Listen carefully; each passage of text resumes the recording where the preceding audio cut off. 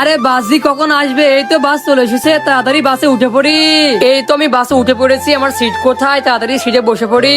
এই তো অবশেষে আমি সিটে বসে পড়লাম। বাসটা অনেক সুন্দর আছে, অনেক সুন্দর লাগছে। এই তো আমি অবশেষে চলে এসেছি, তাড়াতাড়ি নেমে পড়ি। এই তো বন্ধুরা আমি অবশেষে বাস থেকে নেমে পড়লাম, তাড়াতাড়ি বাসা যেতে হবে। আমি দেখে এসেছি বান্টিকে, রাজুকে। তাড়াতাড়ি যাই, দোকান দেখতে পাইছি, কি করি। আমার বান্টি শোনা বাসায় একা একা আছে, বান্টি শোনার জন্য কিছু নিয়ে যায়, তাহলে খুশি হবে।